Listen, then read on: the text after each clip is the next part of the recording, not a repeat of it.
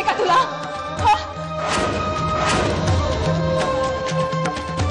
जीव घेणार आहेस का त्याचा? तुला देव्याने मध्ये येऊ नकोस आमच्या. तोपर्यंत या माणसाला आम्ही संपवणार नाही, तोपर्यंत आम्ही स्वस्थ बसणार नाही. तुला मारायचंच आहे ना? आधी मला मारून टाक. वहिनी, तो आपला गुंड सॉरी, तो आपला नवीन इन्स्पेक्टर तयार झाला की नाही अजून? होतीये तयार होतीये. इन्स्पेक्टर झाला तरी मुलगीच ना, वेळ लागतोय, येईल आता.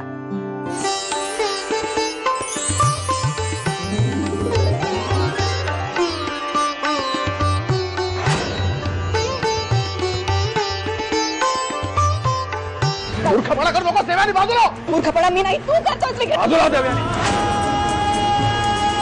आमच्यावर गोळी चालवून यांना समाधान मिळणार असेल तर चालून देत गोळी. थांब विक्रम, शांत राहा. नाही भैया, या माणसाने आपले हक्क आपल्या बसने हिरावून घेतले. भैया, रणवीर राजेंनी तुमचे कोणते हक्क हिरावून घेतले ते तरी आम्हाला समजू द्या. तुम्ही अडचणीत असताना कामगारांची नुकसान भरपाई म्हणून आम्ही आर्थिक मदत केली, हे देवयानीने तुम्हाला सांगितलेलं दिसत नाही. अजूनही तुम्हाला काही मदत हवी असेल ना, तर तीही द्यायला आम्ही तयार आहोत. आम्ही इथे मदत मागण्यासाठी आलो नाही आहोत साईमा. आमचे हक्क परत मिळवण्यासाठी आलेलो. आमचा राजेश शिर्के असण्याचा हक्क. सामान्य लोकांना पण आम्ही त्यांचे हक्क मिळवून देतो. आणि तुम्ही तर राजेश शिर्के, तुम्हाला कोण अडवणार? रणवीर राजे, तुमच्या बोलण्याला तुमचे कार्यकर्ते फसत असतील, पण आम्ही नाही. आतापर्यंत कित्येक वेळा तुम्ही आम्हाला फक्त फसवण्याचा प्रयत्न केला, एकमेकांपासून तोडण्याचा प्रयत्न केला. आम्ही अडचणीत असताना आम्ही आणि नील भैयानी आमच्याकडे शेअर्स विकले, ते सुद्धा तुम्ही विकत घेतले आणि आम्हाला प्रत्येक वेळेस अडचणीत आणण्याचा प्रयत्न केला. लिंगप्पाने हे षडयंत्र केलं होतं. आम्ही जर ते शेअर्स विकत घेतले नसते तर लिंगप्पाने विकत घेतले असते. आणि 60% शेअर्स विकत घेणे म्हणजे काय याची तुम्हाला चांगली कल्पना आहे. बस झाला आता. खूप खोटं बोलात आतापर्यंत तुम्ही रणवीर राजे. खूप खोटं बोलला, खोटं बोललात, खोटं वागलात. स्वतःच्या कृत्याची जबाबदारी निगप्पा साहेबांवर ढकलण्याची तुम्हाला काहीच गरज नाहीये. तुम्ही खून फक्त त्या कामगारांचा केला नाहीये रणवीर राजे, खून तुम्ही आमच्या स्वप्नांचा केलाय. आणि आता तुमचा खून केल्याशिवाय आम्ही स्वस्थ बसणार नाही.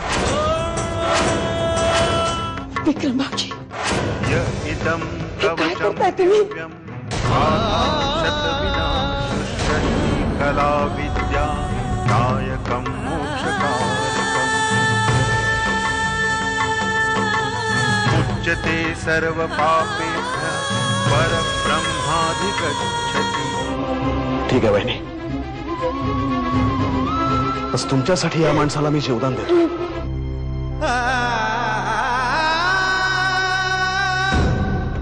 साक्षी देशमुख, तुम्ही या पोलीस स्टेशन मध्ये जॉईन होणार होता हे मला माहिती होतं, पण आज जॉईन व्हाल असं वाटलं नव्हतं. सर, पोलीस डिपार्टमेंट जॉईन करण्याची घाई मलाच होती. सर,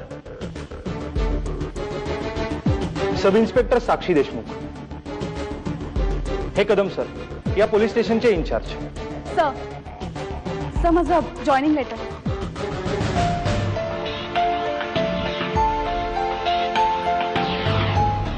साक्षी देशमुख,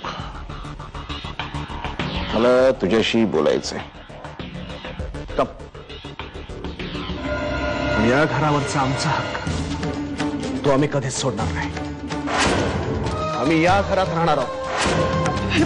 वेडेपणा करू नकोस. वेडेपणा तू करतेस देवयानी, तू करतेस. या घरातला तुझा हक्क आम्ही तुला परत मिळवून देणार आहोत. आणि आता जर तू आमच्या बरोबर आली नाहीस तर तू आम्हाला कायमचं गमावून बसशील.